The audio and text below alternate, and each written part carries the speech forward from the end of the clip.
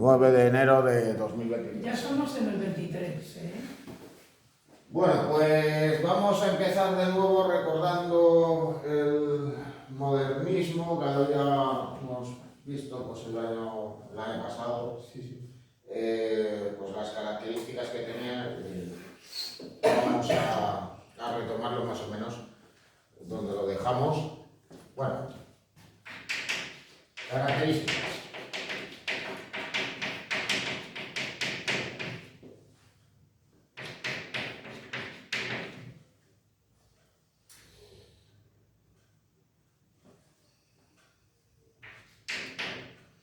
Bueno, pues hay que señalar, pues en primer término, que los modernistas lo que buscaban era la obra de arte total.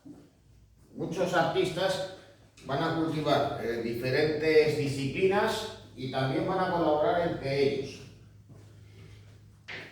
¿Y esto en la arquitectura cómo se manifiesta? Pues los arquitectos no se van a preocupar simplemente por la planta, el alzado o las fachadas del edificio. Se van a preocupar por el diseño integral del mismo, con lo cual también en cuanto a la decoración de interiores van a prestar una gran atención.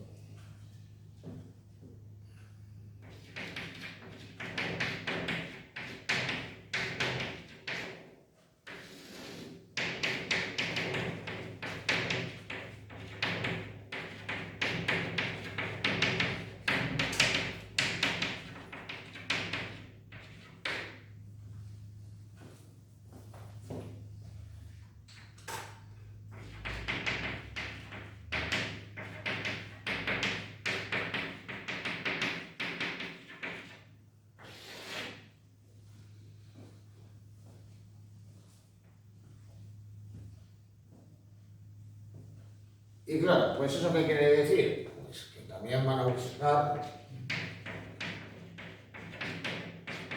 al igual que hacía Wagner, porque al fin y al cabo no era un simple compositor musical, lo buscaba en sus óperas, pues van a buscar la integración de todas las artes.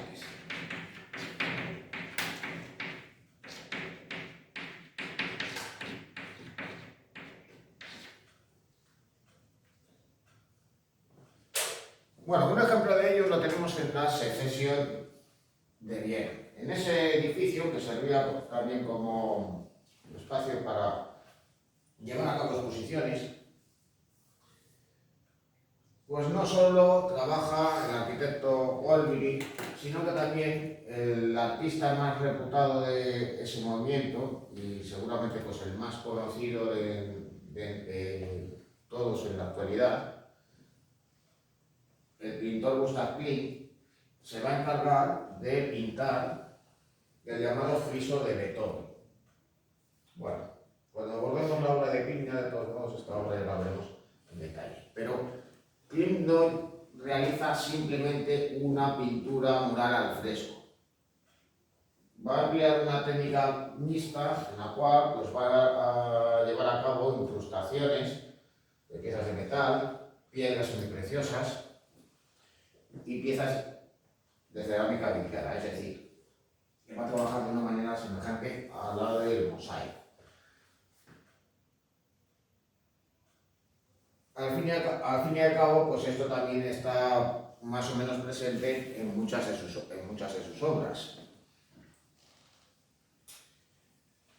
Así que esto, digamos que sirve pues, como elemento integrador y también como un ejemplo de cómo los artistas, digamos, colaboran para llevar a cabo esto mismo.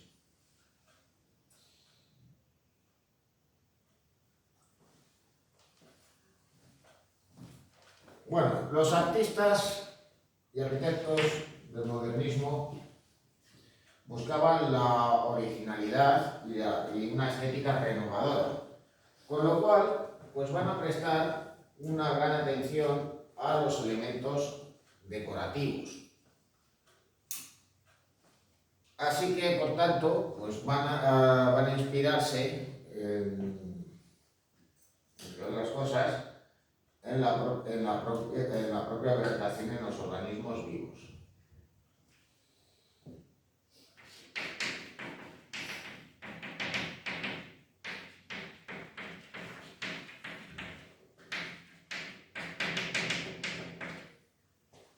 Decoración basada en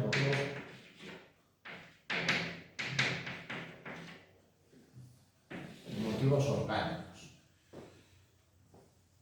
Se van a inspirar en la vegetación, se van a inspirar en la fauna para incorporarlas a estas construcciones. Así, por ejemplo, en el Palacio de Longoria, en Madrid, en la sede de la Sociedad General de Autores, pues tenéis este pilar que representa una palmera. Luego también estas formas vegetales van a estar presentes en la fachada del edificio, representando pues, tallos, hojas, flores, etc. Eso es del interior, ¿verdad? Este es el interior y esto es de la fachada. Sí, es que esa fachada la vimos al pasar, ¿te acuerdas cuando fuimos a Madrid? La vimos, pasamos por allí. Ya. Pero vamos. La vimos. Que sirva de todos modos eso como ejemplo. Luego también hay que tener en cuenta de que los elementos se van a someter, digamos que a una suerte de transformación o de abstracción, por lo cual en ocasiones se toman algunos elementos, o en otros casos digamos que se modifican, incorporándolos pues también a elementos digamos más reconocibles. Por ejemplo, aquí tenéis estas flores en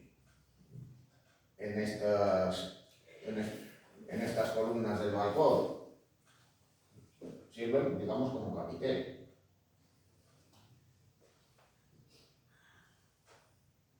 Bueno, en tercer lugar, ondulamiento de las formas.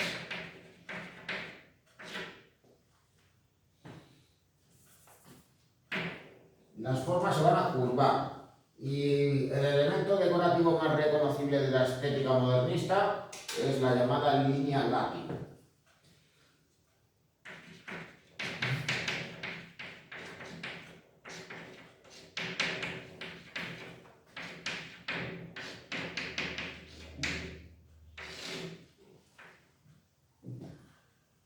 Al inspirarse en las formas vegetales, los artistas del modernismo pues van a curvar los elementos y se van a inspirar pues no solo pues en el ondulamiento que tiene el látigo, pero que en cierto modo nos puede recordar a las lianas de la vegetación tropical, como podemos observar también nuevamente en el Palacio de Longoria, en el retiro barandilla de la escalera. Claro, el ondulamiento también va a estar presente en otros elementos de edificio. Puede estar presente el ondulamiento en las fachadas, puede estar presente también en elementos constructivos como puedan ser, por ejemplo, estas escaleras. Puede estar presente desde luego también en la propia decoración. Por ello,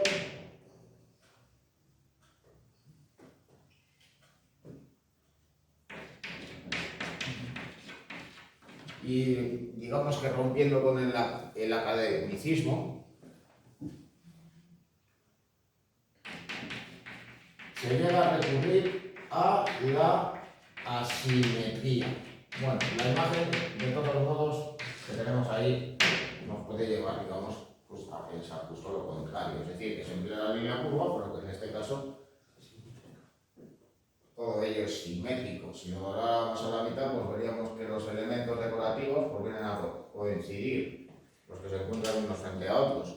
Pero de todos modos ya vamos a observar luego ejemplos de otros elementos decorativos o de otras construcciones en las que sí que está presente, sí que se puede reconocer esa asimetría.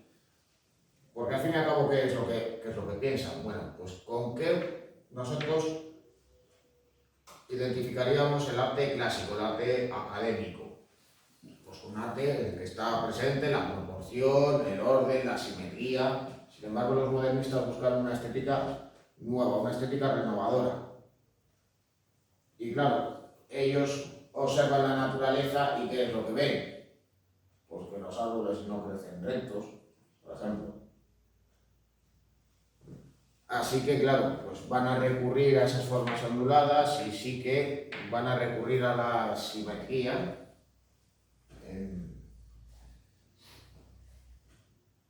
en sus construcciones y en la decoración de las mismas. Más reconocible en lo segundo que en lo primero.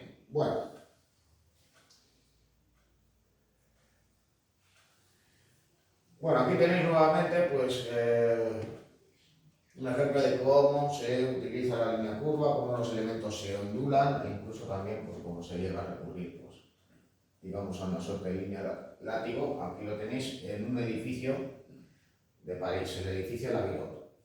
Bueno, no veremos obras de su autor, pero aquí lo podéis reconocer, como por ejemplo se recurre a la línea látigo aquí en la barandilla de esta ventana, como a su vez pues esta se curva formando una suerte de herradura. Esto va a ser algo muy común en las construcciones inspiradas en esos modelos modernistas.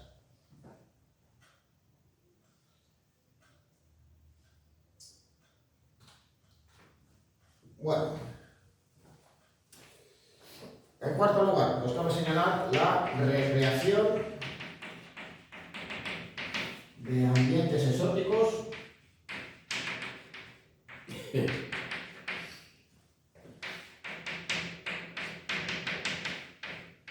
y sensuales.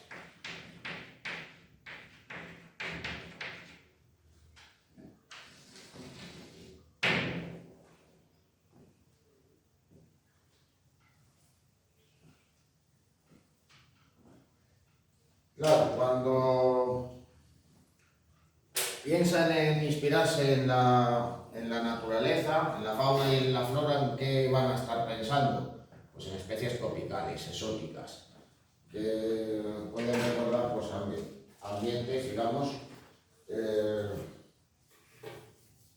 más exuberantes. También, claro, pues al recurrir a las formas o a la recreación de animales, ¿en quiénes estarían pensando? ¿Estarían pensando en un simple gato, en un simple perro? Estarían pensando pues, en aves exóticas. Por eso en muchas ocasiones en la decoración de los edificios pues, va a aparecer el pavo real. Al fin y al cabo, pues, con todo su despliegue de plumas, pues esto, digamos que alentaba ese gusto por lo exótico y por lo exuberante. Luego, por otro lado, lo sensual y lo erótico va a estar también presente en la obra de los artistas plásticos, pero también en la decoración de los edificios. Aquí tenéis un ejemplo. En un teatro de Praga, pues aparece recreada esta mujer pues, desnuda, que de todos modos pues, representa pues, ese ideal de belleza que existía por aquel entonces. Mujeres delgadas, de cabellos largos, de expresión lánguida. Por eso en muchas ocasiones también la representación de hombres y sobre todo mujeres desnudos en la decoración de estos edificios va a estar presente. O si aparecen vestidas las mujeres, digamos que van a aparecer, digamos que con una expresión, digamos, un tanto lánguida que para el gusto de la época pues resultaba sensual y erótico. Bueno, aquí tenéis nuevamente dos ejemplos. Este mural que decora el interior del Teatro de los Campos Elíseos, que sí que se ajustaría, digamos, a la estética del Art Nouveau, a la estética modernista. Y luego ya en cambio, en el exterior tenéis este relieve escultórico donde nuevamente nos encontramos con figuras desnudas, aunque de todos modos estas responden más ya a un gusto diferente. Responden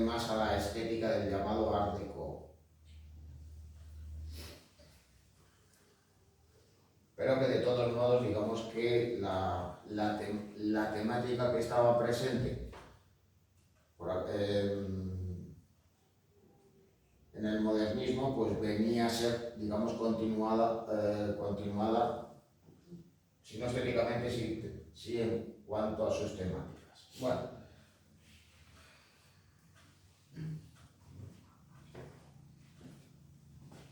en quinto lugar, cabe señalar una tendencia a la abstracción. ¿Y esto qué quiere decir? Bueno, pues esos elementos que se ondulan y que se inspiran y que están inspirados en la naturaleza, digamos que son transformados, se convierten en algo diferente. Pero, claro, en el caso del modernismo nos podemos encontrar también con otra cosa muy curiosa, y es que se recurra a formas geométricas y también a elementos simplificados.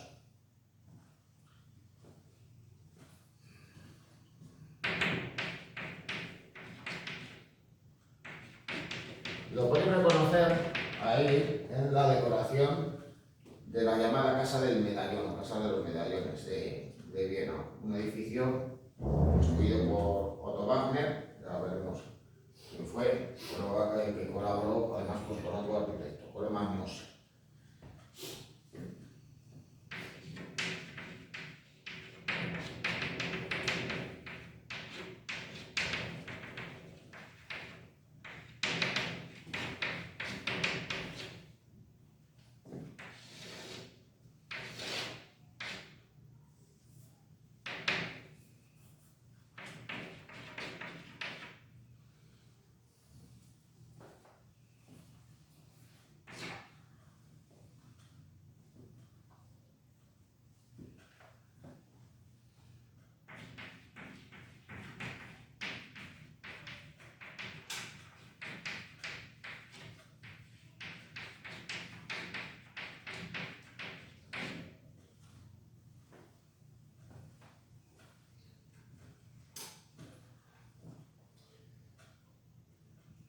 Así que claro, pues en unas ocasiones nos vamos a encontrar con formas más simples, geometrizadas, o en otras ocasiones con un auténtico abigarramiento que lleva a la exuberancia y a un auténtico horror vacui.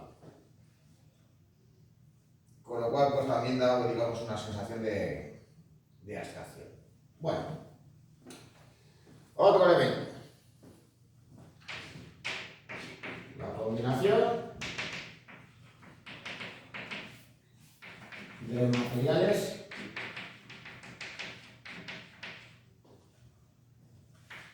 y técnicas.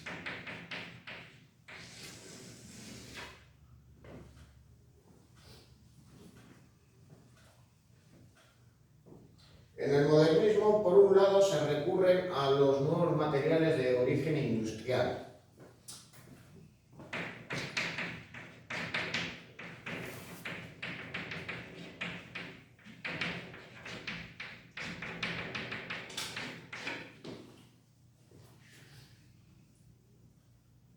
Es decir, va a estar presente el hierro, el acero, va a estar presente el vidrio, va a estar presente ya con el cambio de siglo el hormigón.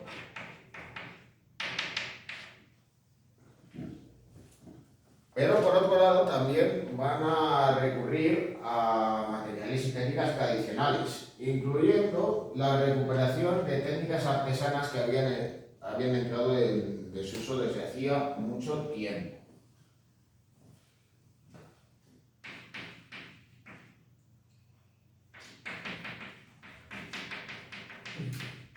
¿Y qué van a hacer los modernistas?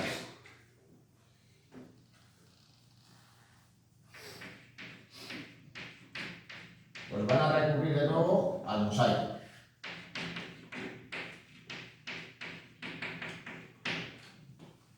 Van a recurrir a la cerámica y a la azulejería.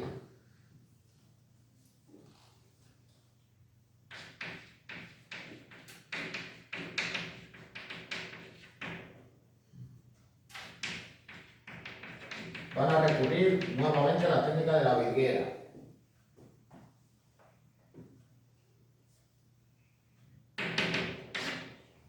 E incluso pues van a utilizar la piedra de sillería.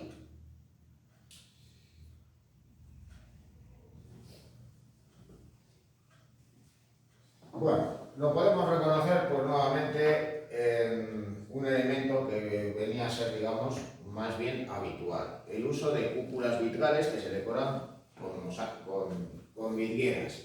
Aquí tenéis la del Palacio de Longoria, en Madrid, y esta de formas, digamos, más simples, porque había que iluminar un espacio más grande, que es la del Hotel Palace de Madrid.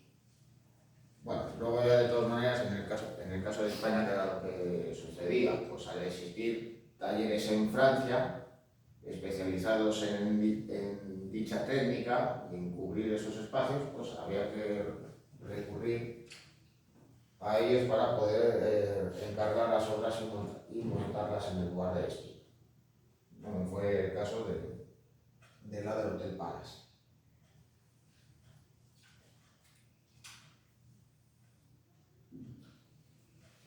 Bueno, esto también se debía a un aspecto muy importante.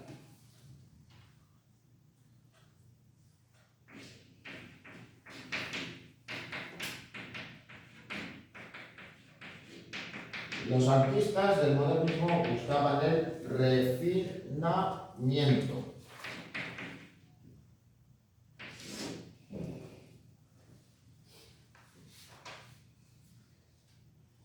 Ya emplearán técnicas de origen industrial o ya emplearán técnicas artesanales. Cuando ornamentan una construcción en el interior y también en el exterior,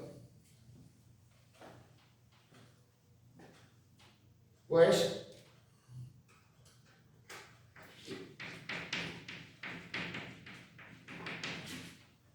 van a buscar pues, la búsqueda de la originalidad y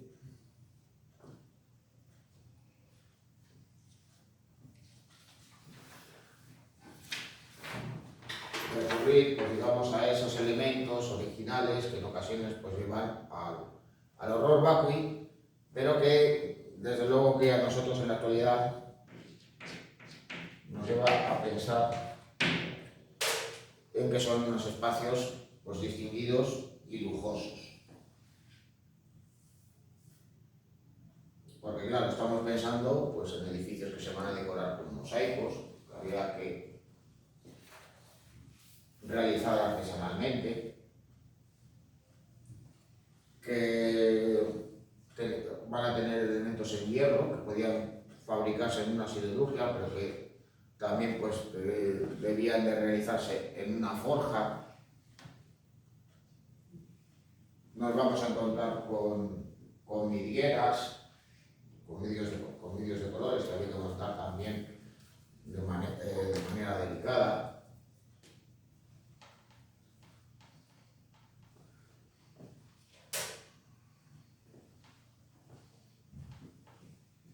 Y claro, pues todo ello, digamos que respondía pues precisamente a esa concepción que ya habíamos visto en este primer punto.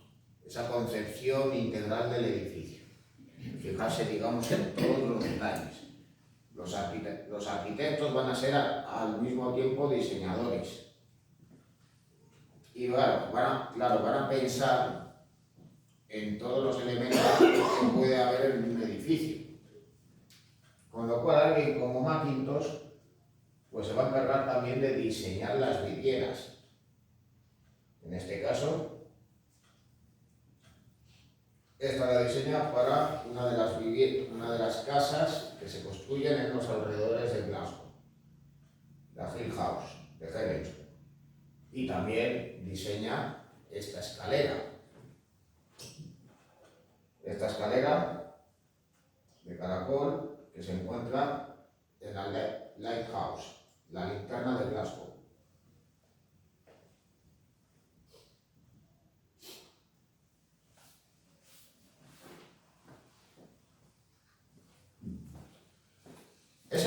integral, ¿a qué lleva?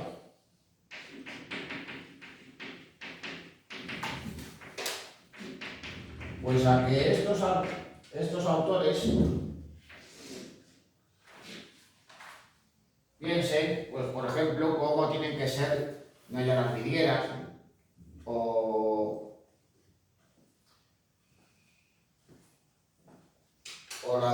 la ornamentación del edificio, como por ejemplo en los posamanos de las escaleras, como hemos visto antes, o las rejas de los balcones, sino también en otros elementos. Pues por ejemplo, van a pensar cómo tienen que ser las lámparas, cómo tienen que ser los muebles, cómo se tienen que ordenar esos diferentes elementos que se van a encontrar en los edificios. Por eso alguien como Héctor Guimard pues no se va a conformar simple y llanamente con levantar edificios o diseñar las estaciones del metro de París, sino que también va a diseñar muebles, respondiendo pues, a esa estética tan personal suya. Aquí tenéis pues, este diván, en donde curiosamente aquí podéis observar que se encuentra un espejo, y este mueble, donde van a estar presentes también esos elementos ondulados y de inspiración orgánica que responden también, digamos, a su estilo.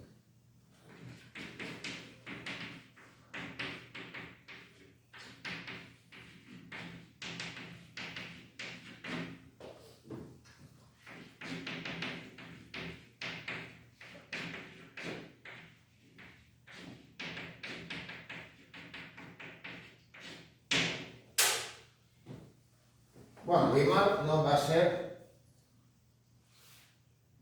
el único. Macintosh también diseña los interiores y por ello también va a diseñar el mobiliario. Recurre a unas formas geometrizadas y más bien abstractas, combinando los volúmenes puros con la curva y el ondulamiento. Así, pues en este caso, en esta obra, que de todos modos él no realiza, sino que posteriormente se va a construir la casa para un amante del arte en base a sus diseños, pues va a diseñar pues, cómo había que decorar los paneles de la vivienda, o qué diseño tenían que tener las vidrieras de las ventanas, cómo tenían que ser las lámparas, o cómo tenían que ser los muebles. Las mesas y las sillas que nos encontramos aquí responden, por tanto, también a esos diseños.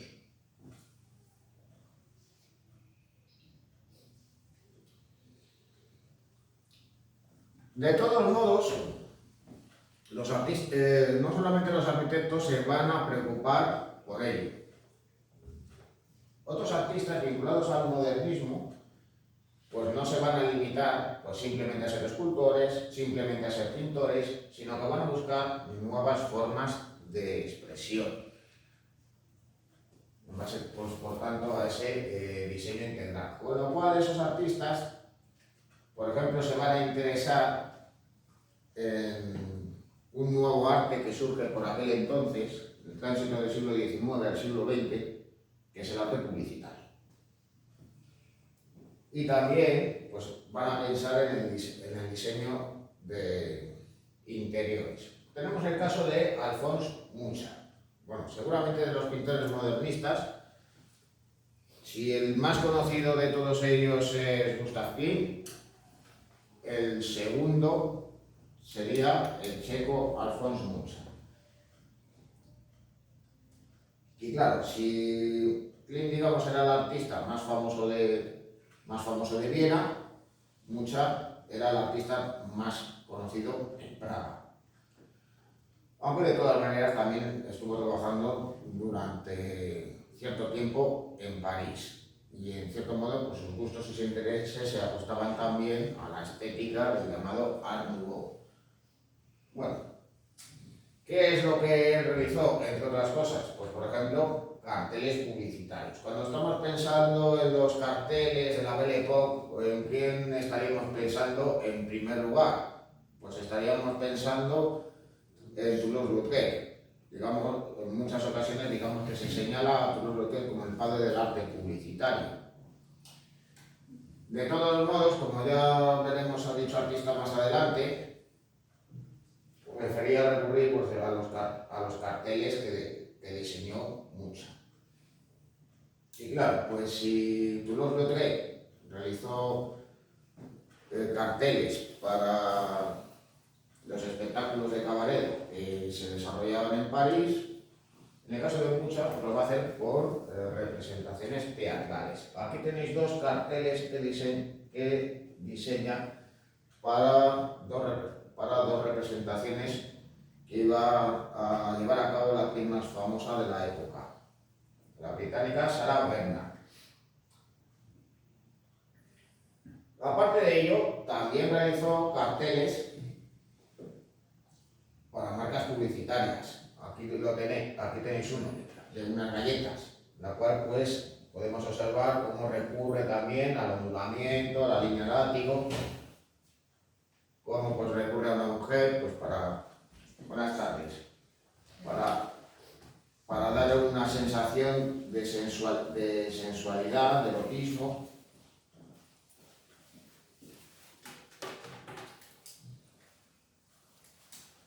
De todos modos, pues ya en el caso concreto de Mucha, pues hay que señalar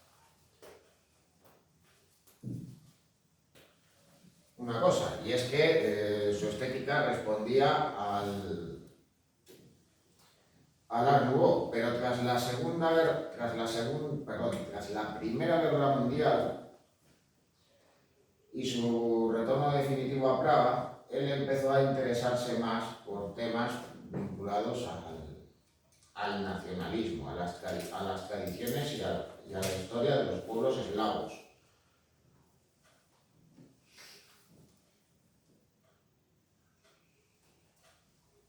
En cierto modo, pues también se debía a una cuestión muy simple. Al fin y al cabo había regresado a Praga y Praga ya no era una ciudad del Imperio Austrohúngaro, era la capital de Checoslovaquia. Era un país nuevo y en cierto modo, pues los intereses de Mucha cambian, pero también respondían, digamos, a unas necesidades de reafirmación nacional.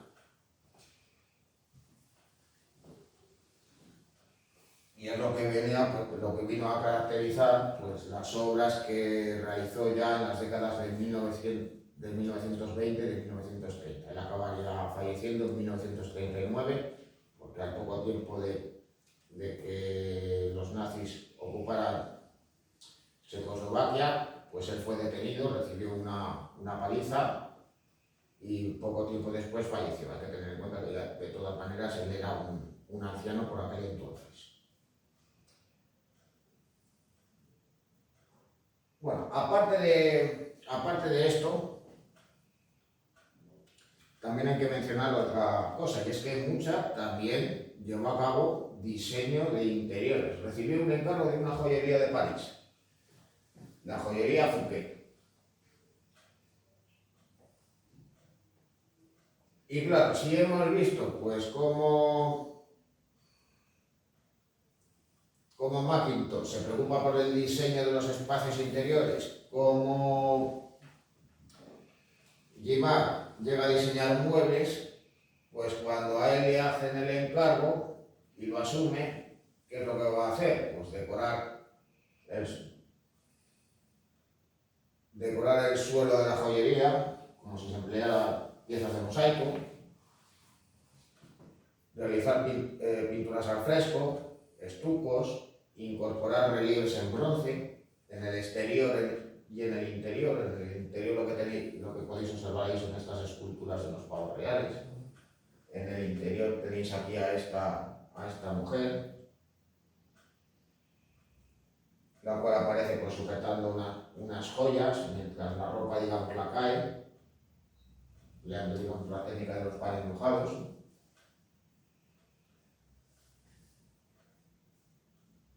Y por tanto decorando pues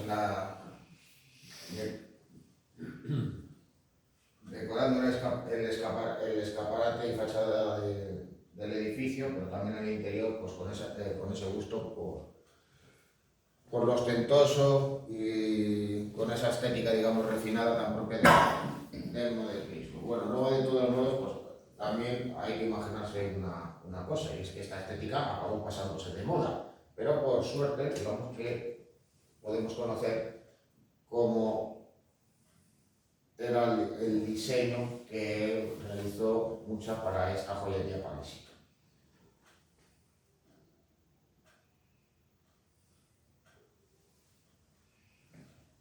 Bueno,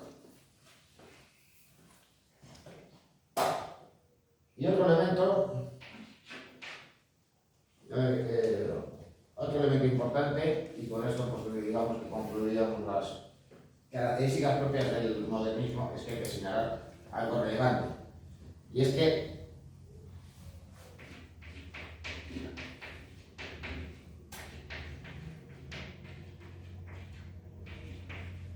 los arquitectos del llamado Art Nouveau o del Modern Style o de la secesión vienesa buscaban básicamente una estética renovadora.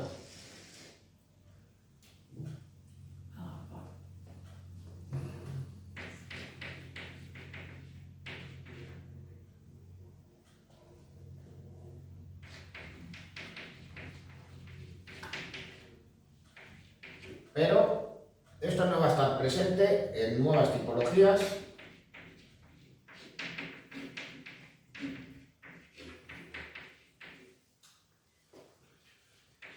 o en nuevas soluciones en la concepción de los edificios, en la construcción de los mismos, etcétera, etcétera.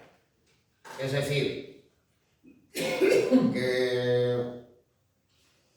verdaderamente cuando viene a nacer una nueva arquitectura, pues ya en el siglo XX, cuando aparezca la arquitectura moderna o racionalista. Porque mientras tanto, pues los arquitectos de esta corriente, ¿qué fue lo que hicieron?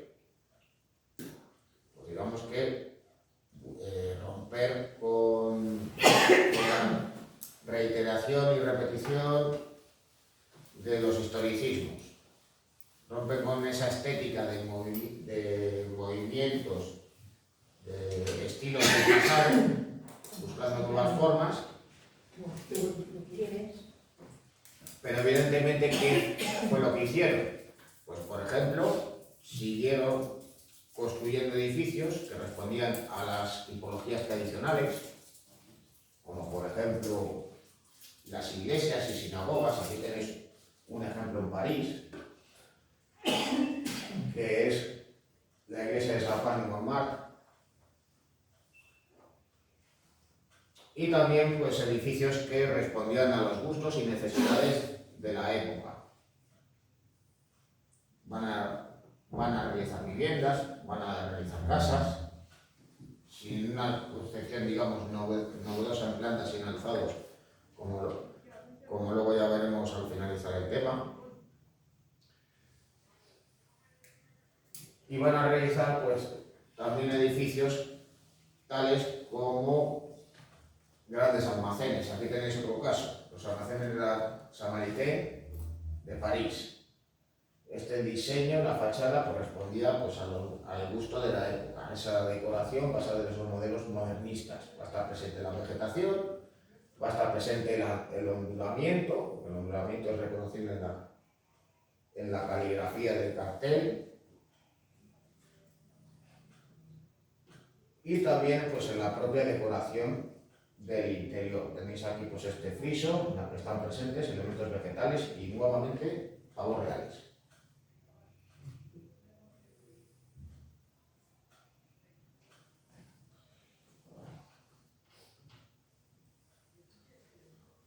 Bueno, esto ya se puede borrar.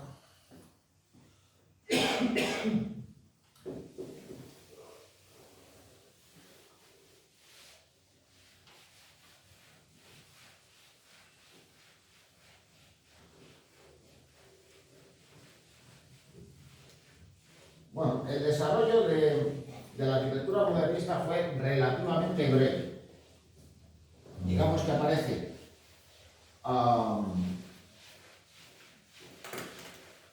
aparece a finales del siglo XIX, en la década de 1880,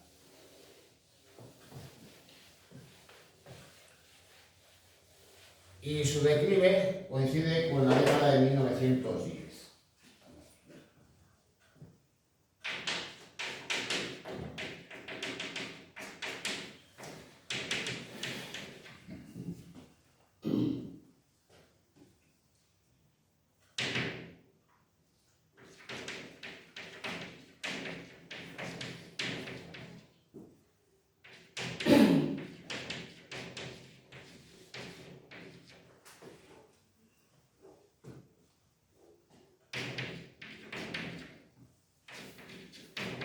Bueno, ¿y por qué?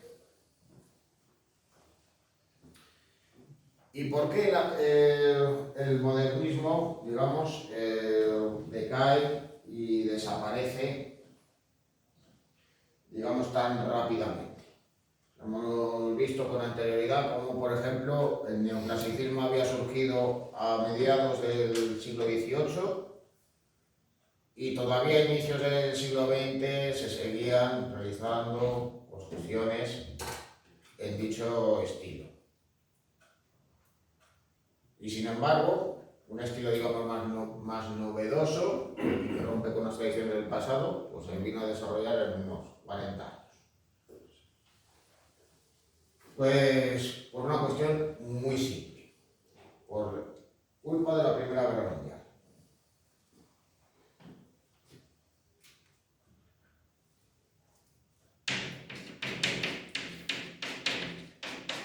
Bueno, ¿qué fue?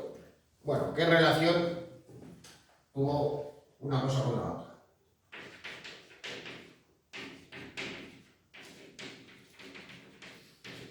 Bueno, pues ni qué decir tiene que dicha guerra, en la que estuvieron involucrados la mayoría de los países europeos, obligaron a que las economías se orientaran hacia el esfuerzo de la guerra. Con lo cual, pues ya podéis imaginar que escasas construcciones se iban a realizar en ese momento y evidentemente, pues si se llevaban a cabo, pues no había que emprender construcciones que gozaran de gastos adicionales a la hora de decorar y ornamentar las mismas. Pero luego, tras la Primera Guerra Mundial, hay una crisis económica de posguerra. Y empieza a surgir un gusto nuevo. Se empieza a rechazar esa estética modernista por esa tendencia al lujo, al abigarramiento, a la ostentación. Y lo que se busca es una arquitectura más práctica y funcional. Con lo cual, pues esta situación lo que va a propiciar es el surgimiento de una nueva corriente arquitectónica, la llamada arquitectura moderna o racionalismo.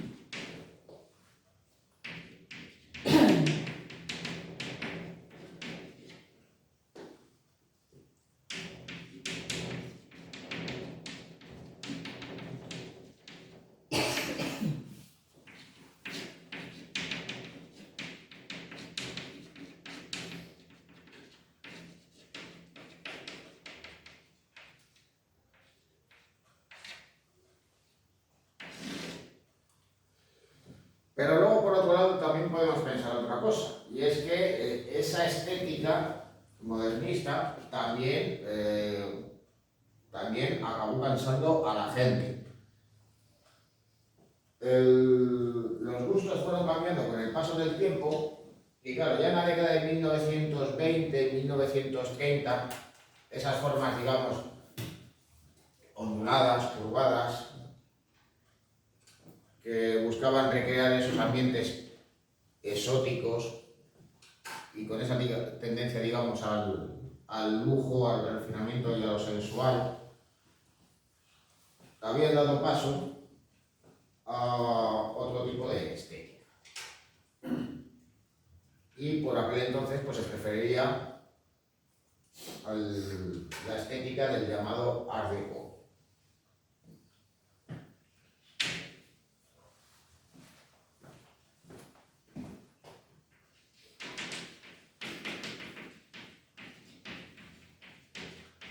Y claro, pues si en la estética del Art Nouveau, pues esta digamos que se inspira en los artistas modernistas o simbolistas, como pudiera ser Gustav Klimt, en el caso del Art Deco, ¿en qué se va a inspirar? Pues en las formas del cubismo, formas más simples y geometrizadas.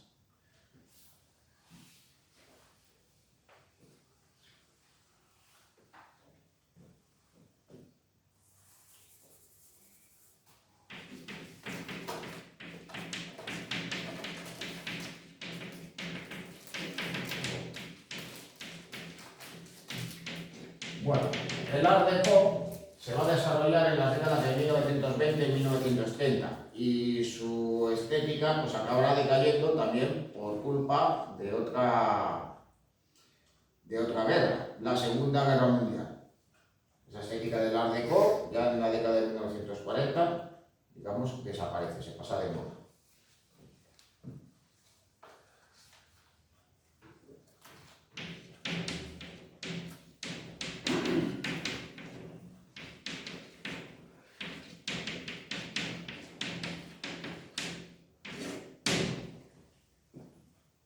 Eso es un válvula, las que hay ahí. No, no son válvulas. Eso es otra... Ahora lo vamos a ver en detalle. Bueno, ¿y qué era lo que...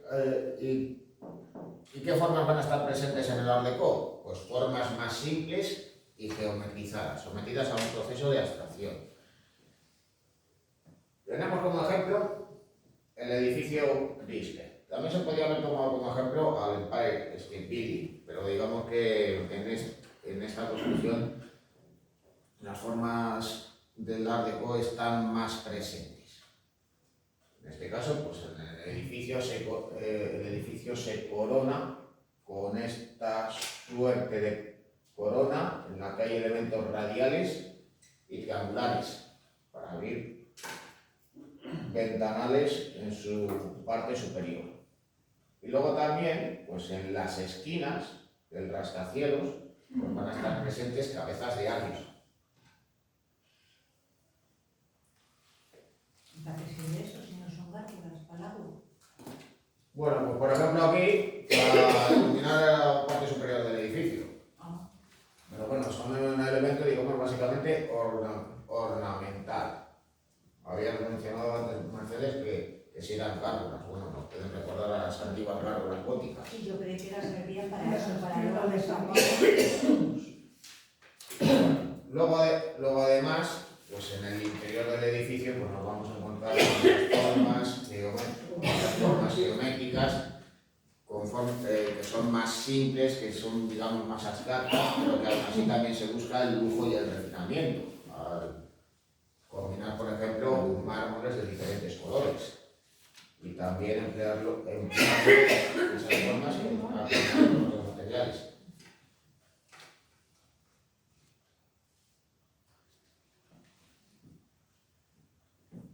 Bueno,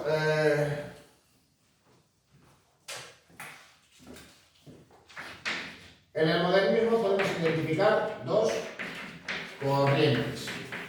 Hay que tener en cuenta que cada lugar se le llama de diferente manera. a este movimiento. Se le llama modernismo en España, se le llama Art Nouveau en Francia y en Bélgica, se le llama Modern Style en el Reino Unido y se le llama Secession en Alemania y en el centro de Europa.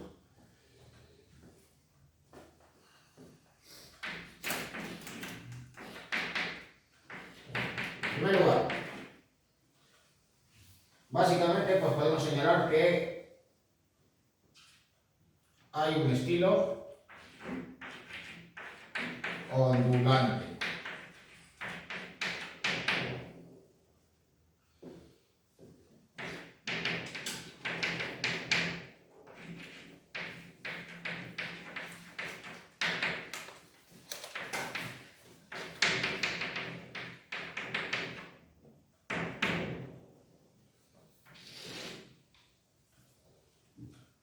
Y que se viene a identificar con el denominado como Art Nouveau en Francia y Bélgica. De ahí que sus principales representantes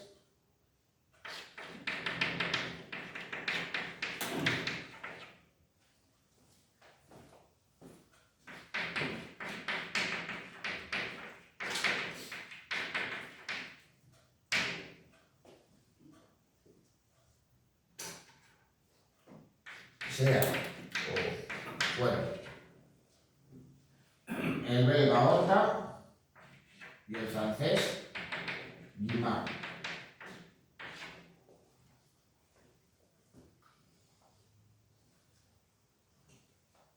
Bueno, el estilo ondulante, pues, ¿qué es lo que viene a caracterizar? Pues como su nombre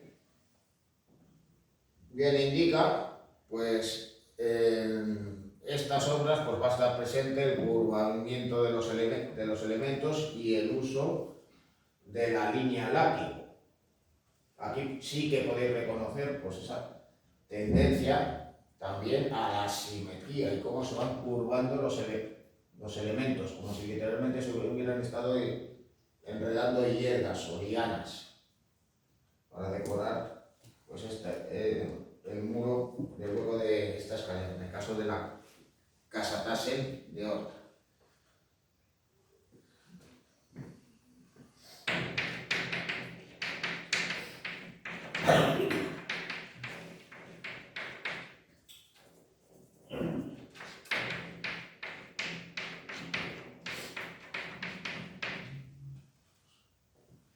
Bueno, van a estar presentes de manera muy profusa elementos ondulados y orgánicos,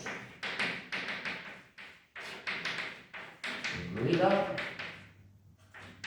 la línea lática.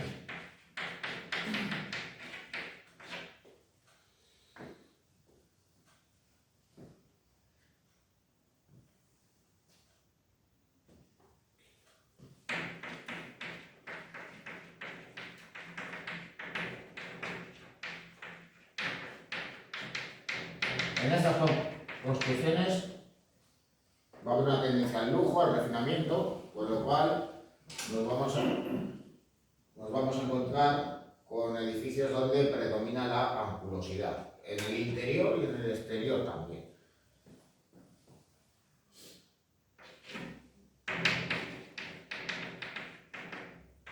Con lo cual en ocasiones también nos vamos a encontrar con un auténtico horror vacui decorativo.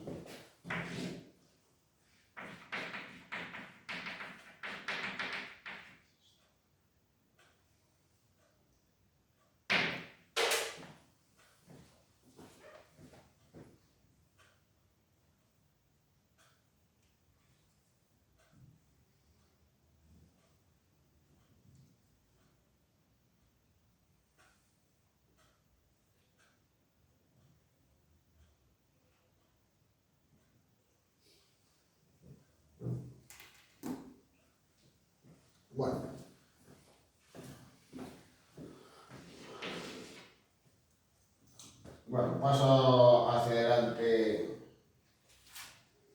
la diapositiva porque luego ya veremos más en detalle la obra de ciertos artistas. En segundo lugar,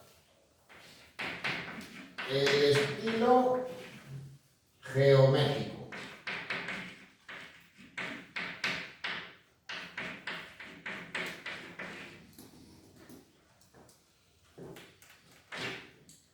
que viene a identificarse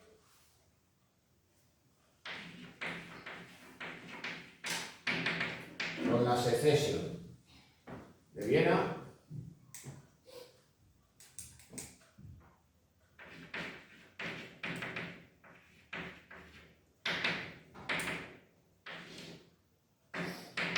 y con el llamado Modern Style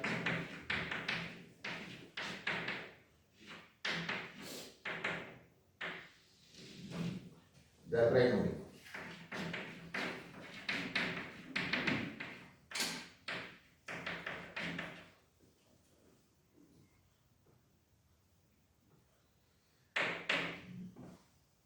Los principales representantes van a ser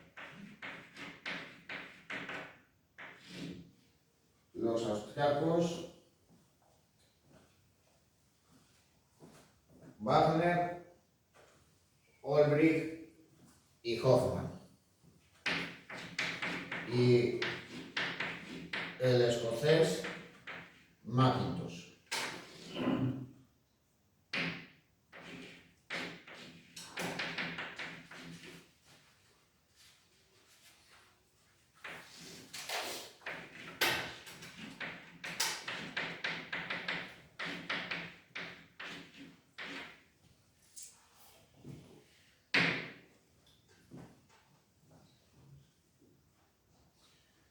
Bueno, digamos que estos arquitectos son los que, digamos, van a ser, digamos, los que hagan el puente entre es la arquitectura del siglo XIX y la nueva arquitectura que surja en el siglo XX. De hecho, en la propia Viena va a surgir alguien como Adolf Loos, alguien que polemizó muy especialmente con los artistas de la secesión, por su gusto por lo ornamental y por su escaso carácter práctico, según su punto de vista. ¿Cómo lo podemos reconocer en el caso de dichas construcciones? Pues por la tendencia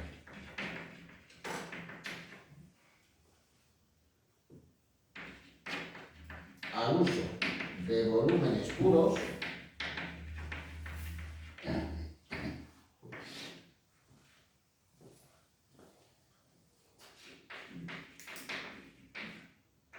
es decir, como si estuviéramos viendo en muchas ocasiones prismas y esferas perfectas, y sobre todo por un uso limitado de los elementos decorativos.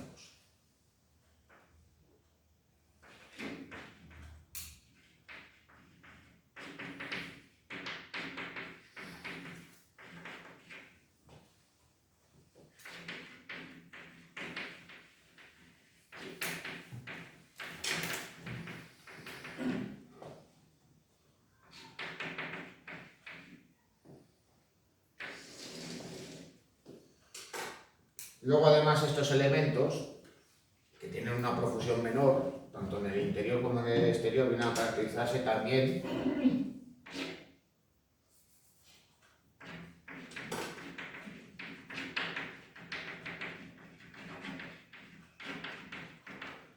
por su abstracción y geometrización.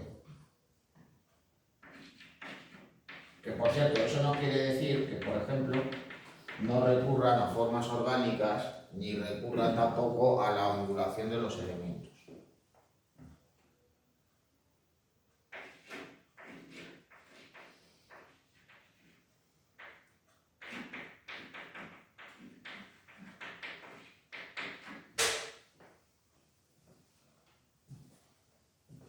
Bueno,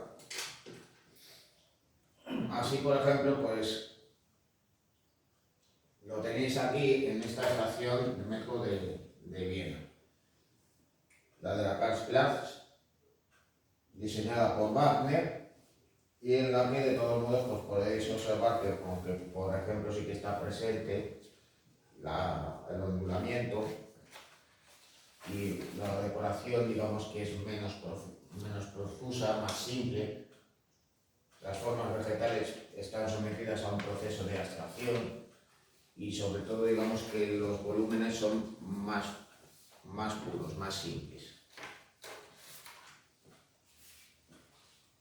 Así que claro, pues esta estación digamos que es muy diferente de las estaciones del metro de París que vamos a ver también a continuación.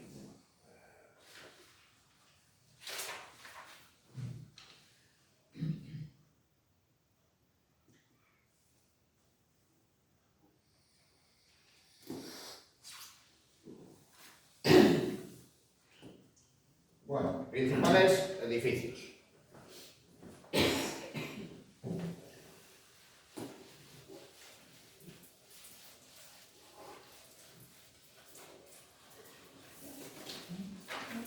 Con los caramelos.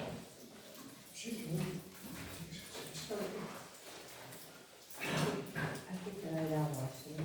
Se no miran de agua. José, como no me das un poco de agua, no vas a parar. Sí.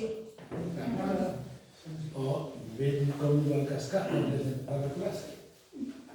Un buen coñac. Iba a pedir para casa por intento. ¿Qué para qué? ¿Dónde va la toma?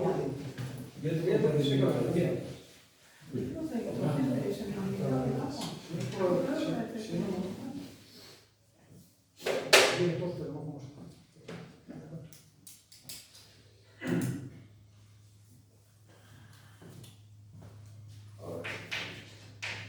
Bueno, principales.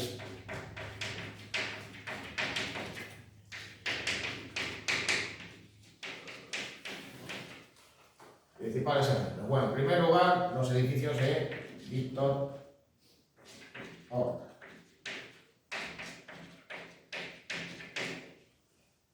Bueno, Víctor Horta concibe en ocasiones los edificios en su exterior, pues digamos de una manera más sobria, mientras que en la decoración exterior, pues nos vamos a encontrar, pues no solo con estos elementos, digamos, estéticamente novedosos para la época, sino además pues, con una gran profusión y angulosidad, incluso pues, con un auténtico horror vacui decorativo. Naturalmente que tras la Primera Guerra Mundial pues, tuvo que adaptar su estilo y recurrir a construcciones digamos más sobrias.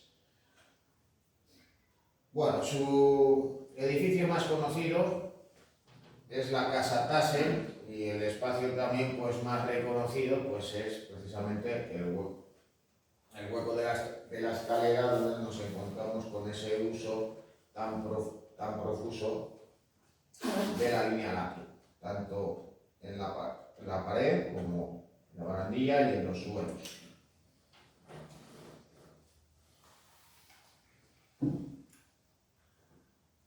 Luego ya pues en el exterior pues, podéis comprobar que es más sobrio y que incluso pues, las formas pues, nos pueden hacer pensar que recurre a formas propias del modernismo, pero que también, digamos, que recurre a elementos pues, más propios del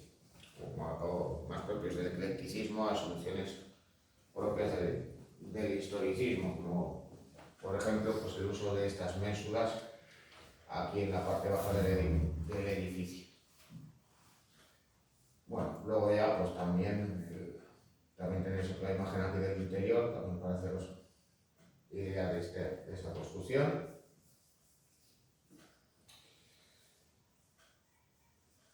Bueno, este es un edificio desaparecido y su demolición, pues, por cierto, supuso una gran polémica en Bruselas, cuando se decidió demoler la casa del pueblo.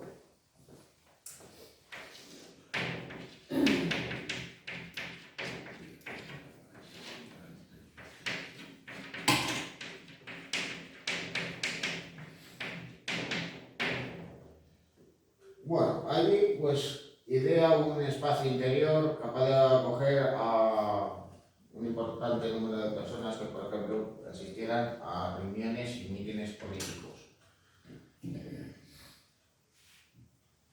Naturalmente, y debido a esta finalidad, pues el lujo y la ostentación que nos hemos encontrado en la Casa Tase no está tan presente, aunque eso sí que llega a recurrir al ondulamiento de la estructura metálica de la cubierta.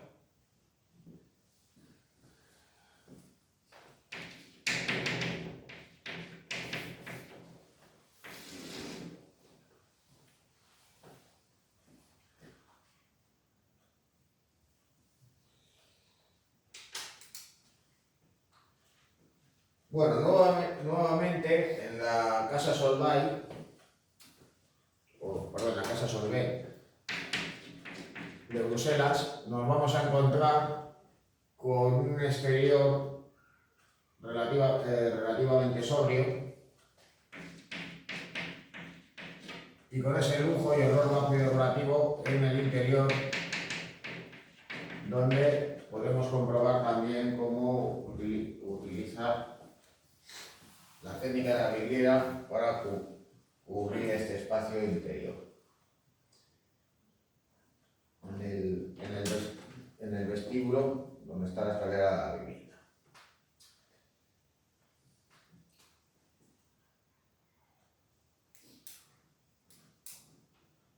Luego también hay que señalar una cosa, hay elementos en la fachada que se ondulan, lo hemos visto en la Casa Tase, aquí pues te hace una suerte de línea cóncava.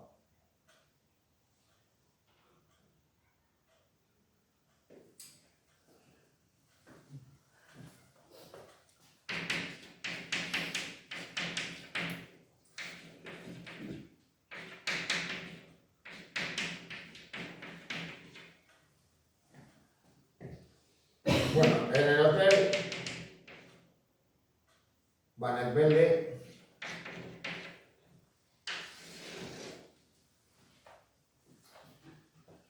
podemos constatar una cosa, en aquella época, por esos cambios en la economía y en la sociedad de la época, nos encontramos con la aparición de hoteles. Los traslados y movimientos de la población se hacían más frecuentes y los establecimientos hosteleros pues empiezan, digamos, a crecer. Se empiezan a levantar hoteles en diferentes ciudades europeas. Hay que tener en cuenta que en aquella época, en ese tránsito del siglo XIX al siglo XX, empieza a aparecer el turismo como tal. Aunque eso sí, no era un turismo de masas, los que practicaban turismo eran aquellos más adinerados y poderosos en la época. Aunque de todos los modos, pues también había que señalar una cosa, y es que precisamente esos hoteles también buscaban una cosa, acoger a sus huéspedes, no solo pues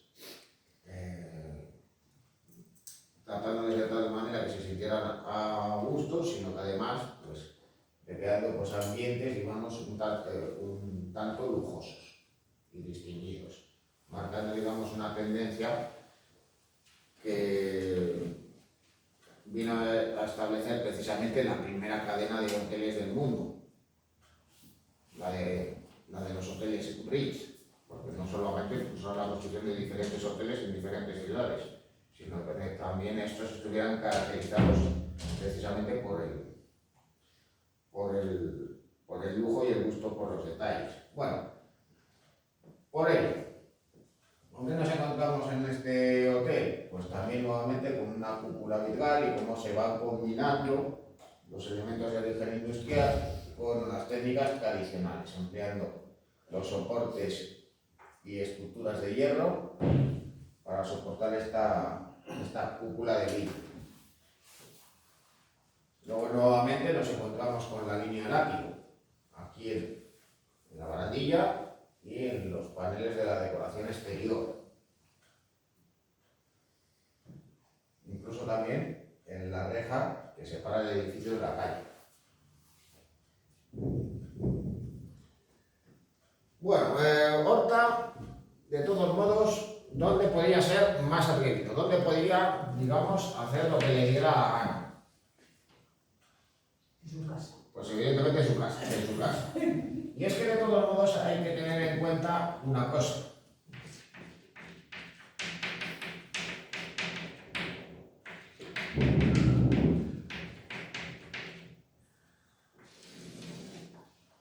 Por un lado, y esto ya lo empezamos a reconocer en el siglo XX, hay arquitectos que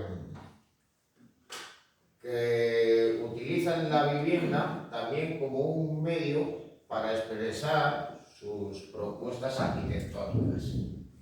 Es decir, construcciones aparentemente modestas en cuanto a su presupuesto, pero muy ambiciosas en cuanto a los objetivos que se buscan.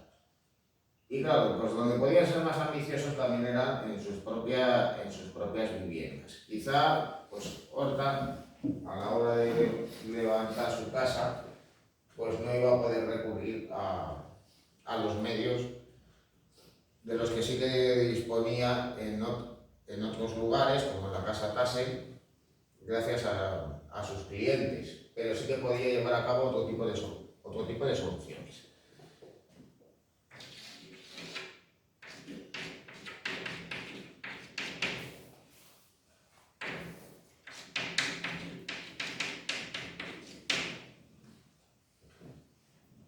Esas dos fotos son de épocas distintas, o sea, no están tomadas el mismo día, por decirlo de alguna manera. Pues seguramente Porque la puerta, abajo, ni el mismo día ni en la misma hora.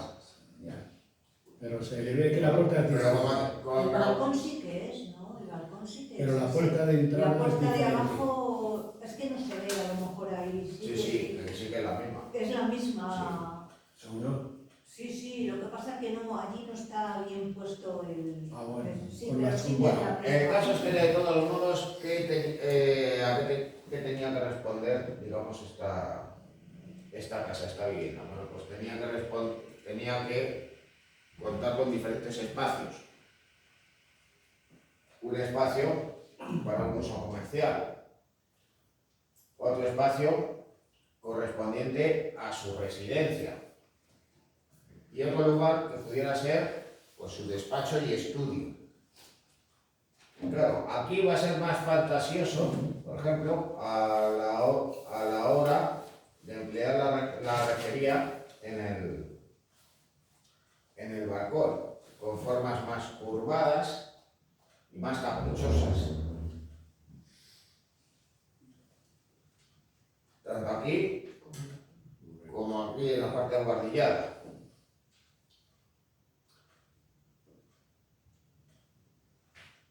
Y luego en el interior, también teniendo en cuenta de que, claro, si él tenía que contar con un estudio, tenía que disponer de una zona perfectamente iluminada, de que el ventanal sea más amplio, a modo de ventana corrida. Pues ya en el interior pues nos vamos a encontrar con este espacio donde el uso de la vidriera es más limitado, pero en el que incorpora, digamos, esta solución más novedosa, recurriendo a la forma de la bóveda de medio cañón. Y donde pues también nos encontramos con esas formas curvadas y onduladas, recreando la línea látigo en estos elementos decorativos que se encuentran junto a los soportes. Luego ya, pues, aquí tenéis en detalle el vestíbulo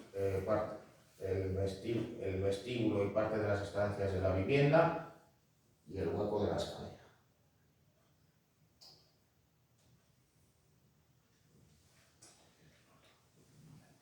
Bueno, si Horta, digamos, combinaba un estilo decorativo con elementos más sobrios, en el caso de Héctor Guimard nos vamos a encontrar con formas más caprichosas, donde los elementos los elementos, digamos, más fantasiosos, sometidos a una suerte de proceso de abstracción, donde predomina el abigarramiento y la ondulación, y que además, donde va a estar presente la simetría, van a ser reconocibles.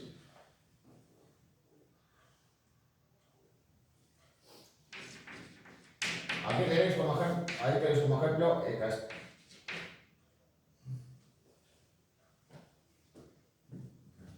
Castel Belanger en París.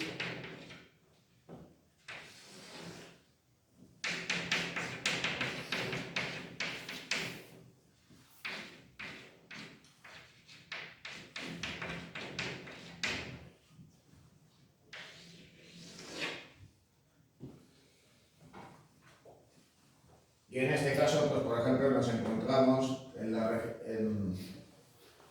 los elementos metálicos de los balcones y retiles de las ventanas, en las que va a estar presente pues, esos elementos ondulados, con otros de inspiración vegetal e incluso mascarones, como podéis ver en este balcón de la esquina, el que se encuentra precisamente aquí.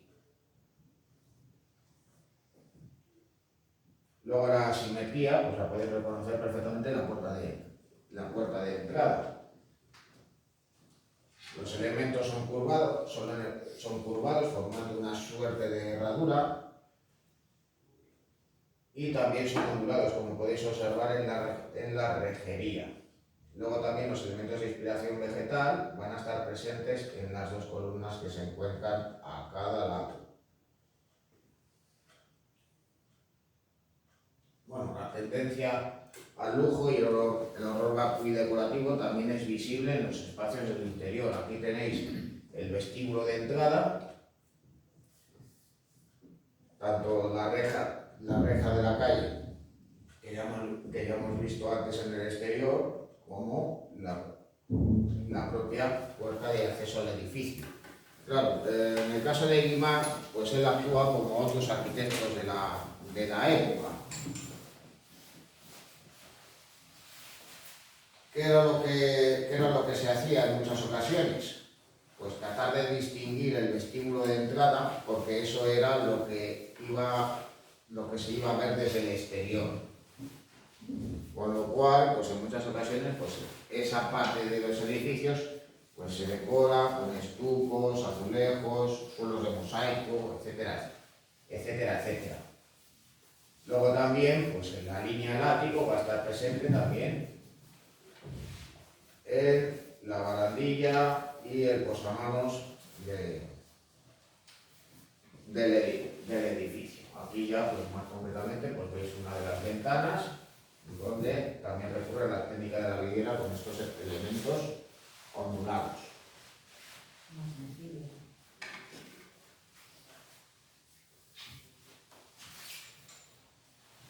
Claro, las formas fantasiosas de Guimard van a estar presentes en las viviendas, pero también en las construcciones. Ahí tenéis el ejemplo de la Maison Collot de Lille. Sí. Porque esto para leerlo,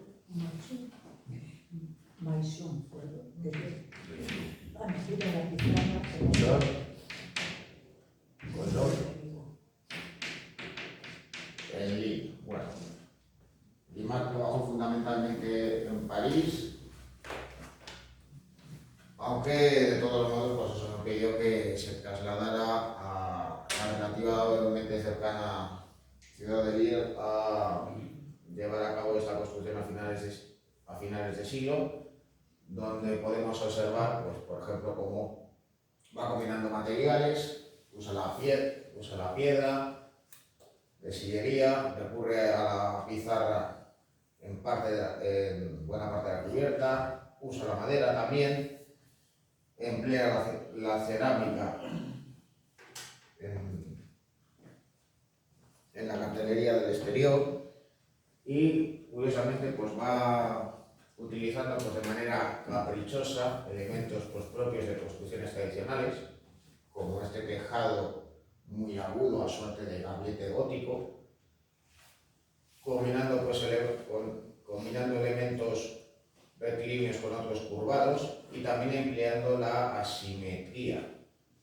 Daros cuenta, pues, aquí estaría el acceso a la vivienda y al comercio interior, pero este pilar pues, no se encuentra en el centro del edificio.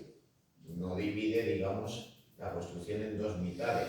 Estaríamos pensando que en realidad debería de estar aquí y en cambio lo había desplazado a un lado.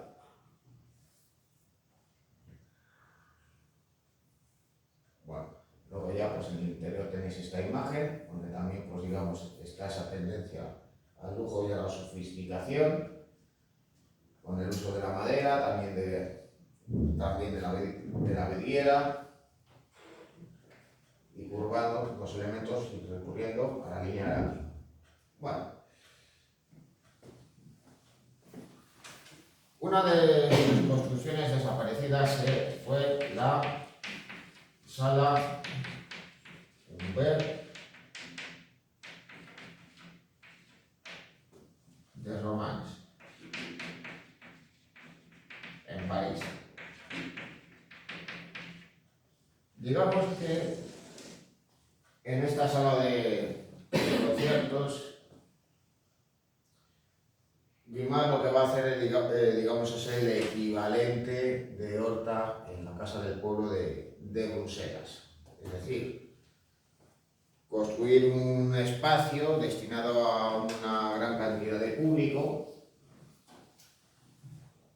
en la que va a tener que utilizar pues, los materiales de origen industrial, va a tener que utilizar pues, soportes y estructuras metálicas para poder sostener la cubierta, pero de todos modos pues, no va a renunciar a su estilo, combinando pues, elementos curvados con otros rectilíneos.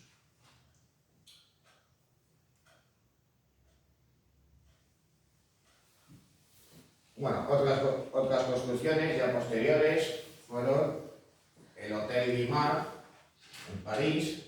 Bueno, si se llamaba el Hotel Guimard, pues os podéis imaginar que quién era el propietario, ¿no? Donde en este caso, pues, aunque de manera más sobria que en el Castel Belanger, pues sí que reconocemos el curvamiento de los elementos tanto en alzado como en planta, jugando, digamos, con unas formas un tanto caprichosas. Y aunque aparentemente este edificio nos parezca más sobrio, pues nuevamente vuelve a recurrir a la simetría, a formas caprichosas, porque en este caso, pues observar bien la fachada, qué es lo que hace literalmente. Pues va jugando con las alturas y con el alineamiento del edificio, disponiendo la línea de fachada, digamos, de esta manera.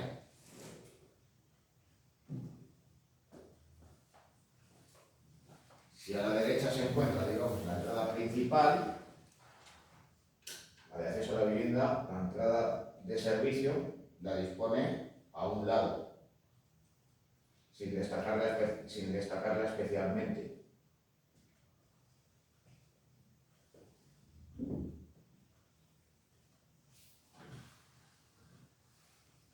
Bueno, el Hotel Guimard.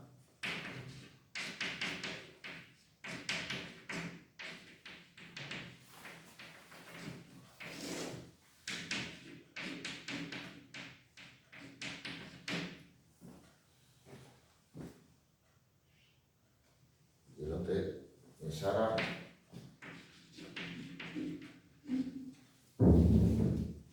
Los fecas.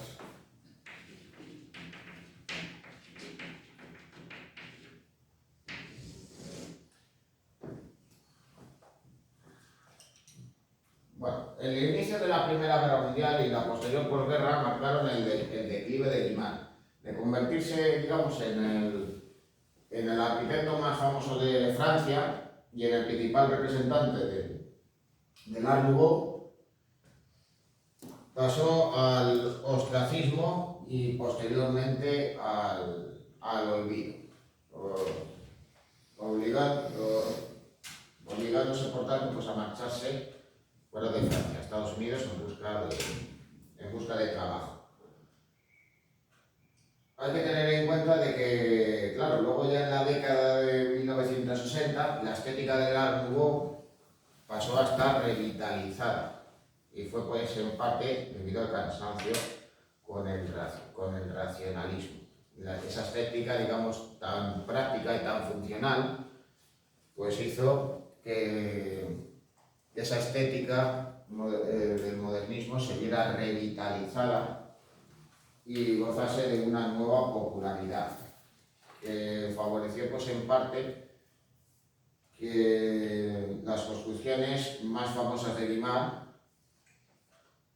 fuesen plenamente reconocidas. Pero claro, las décadas de 1910, 1920, 1930 fueron una época de enormes dificultades para él. Mientras que Horta y otros arquitectos modernistas, digamos que se adaptaron a las nuevas circunstancias, en el caso de Guimard sus propuestas cayeron en el olvido y él, digamos, no se adaptó, o queriéndolo llamar de otra manera. Su estética era tan personal que no quiso renunciar pues, a ese componente artesanal y fantasioso, al tener que recurrir pues, a técnicas estandarizadas e industriales, al mismo tiempo que sus posibles clientes no querían asumir esos posibles sobrecostes que podían conducir a trabajar con él. Aparte de recurrir a una estética que ya en la década de 1920 pues, había pasado de moda. Bueno, no obstante, durante la Primera Guerra Mundial sí que va a poder llevar a cabo una construcción, una sinagoga.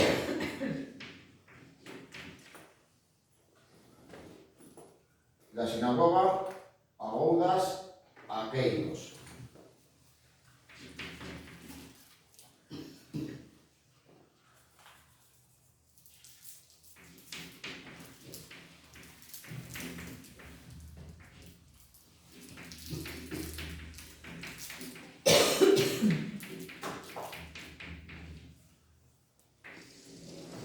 Bueno, ahí ya podemos reconocer, como ya hemos visto en el Hotel Mesara, unas formas en el exterior, digamos, más sobrias, pero que va a estar presente también el proyecto y el ondulamiento. Juega con líneas cóncavas y convexas, como si fuera un edificio inspirado en los modelos del barroco. Y luego ya en el interior, digamos que se ajusta precisamente a la tipología de este tipo de edificios. Es decir, levanta una construcción que tenía que contar con una tribuna y que tenía que contar con el correspondiente tabernáculo donde se ofician las ceremonias religiosas y donde se encuentra la Torá. Luego además abre ventanales, no solo el que veis aquí, junto al tabernáculo, sino también en el techo para poder iluminar el interior.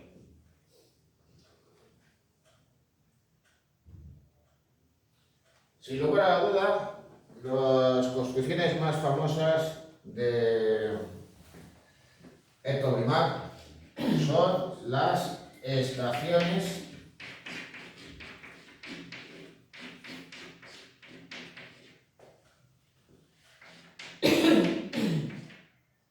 del metro de París.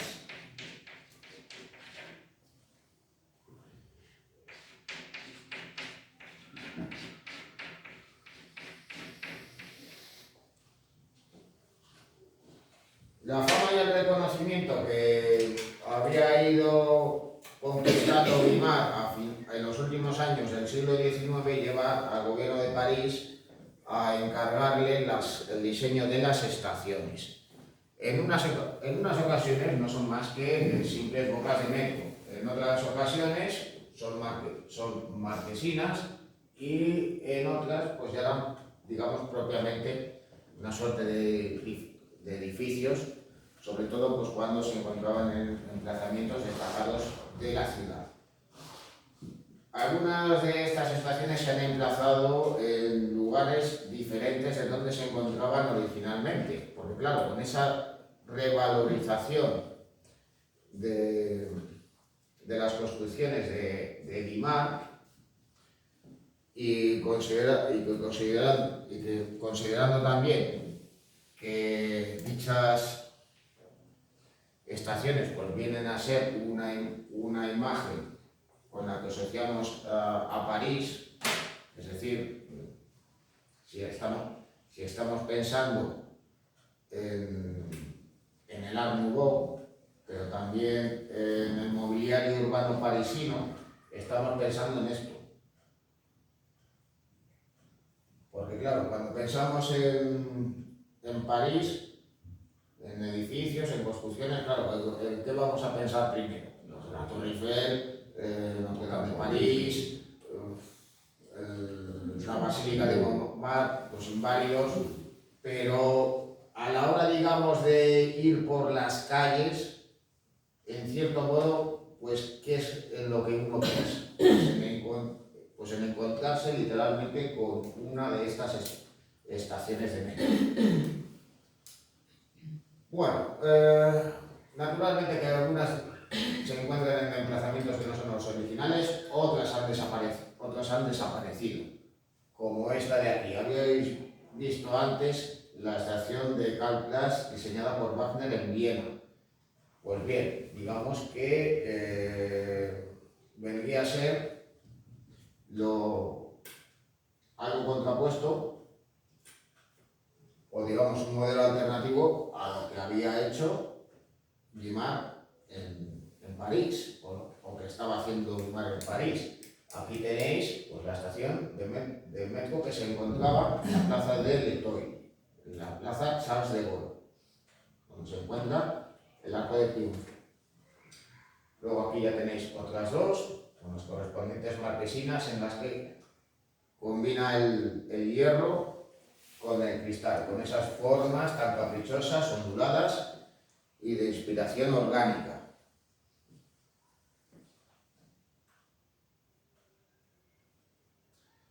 Bueno, en ocasiones nos encontramos con marquesinas, en otras, como ya había mencionado antes, nos encontramos con el diseño de las bocas de metro, con el correspondiente cartel, con su grafía.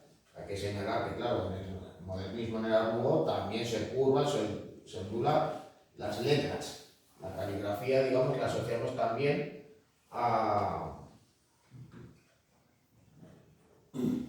dicho movimiento.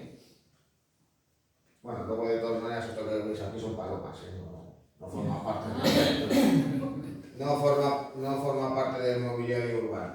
También hay que señalar otra cosa, contaban con farolas para poder iluminar el cartel en momentos de poca visibilidad, por lluvia, niebla o humedad. También naturalmente los pretiles y pasamanos fueron diseñados por él. Bueno, una de las pocas que se conservan en su emplazamiento original y donde sí que podemos observar el diseño integral de la misma. Bueno, todos hemos visto que veis aquí es un graffiti hecho con un rotulador, ya veis que hay artistas entre comillas en todas partes. Donde de todos modos pues podéis observar también pues cómo juega con el cristal y con los soportes metálicos, haciendo de todos modos como si fuera la apertura del ala de una mariposa o de las hojas de una flor o de una planta, cómo va curvando y retorciendo también los soportes y cómo el uso de la línea látigo y el ondulamiento inspirado en formas vegetales vienen a estar presentes también en los paneles que decoran el interior. el acceso a la misma. Bueno, dicho esto, también de todas maneras hay que señalar una cosa. La aparición del ferrocarril metropolitano también, digamos, que fue un impulso, digamos, que se dio en aquella época por ese interés en mejorar, o más bien por crear el transporte interurbano. Pero claro, también se empieza a plantear en cómo dignificar dichos espacios, dichas estaciones. Y claro, el modelo de París, que llegó pues a recurrir al diseño de dichas estaciones por parte de Guimard, pues luego inspirará también a otras ciudades. Al fin y al cabo, pues París, que en ese momento era la capital del mundo del arte. En segundo lugar, pues habría que situar a Viena. Pero de todos modos, claro, eso hacía que luego su reflejo estuviera presente en otros lugares y que luego precisamente pues esos espacios pues se buscaran dignificar e incluso distinguir. Dicho esto, pues al fin y al cabo, ¿cuál es el lugar que tiene las estaciones de metro más famosas, en las que digamos emplearon pues más medios? Incluso se recurrió al lujo y al refinamiento en su construcción. Las de Moscú. Las de Moscú, desde luego, no tienen parangón. Se llevaron a cabo en los años 30, si no recuerdo mal. Pero claro, también hay que pensar que si no se hubiera llevado a cabo en su momento algo como lo que se realizó en París, no hubiera sido imaginable algo como lo que luego se hará en Moscú. Bueno, y ya con esto pues lo vamos a dejar hoy. Ahora, antes de ello, pues tengo que comentar una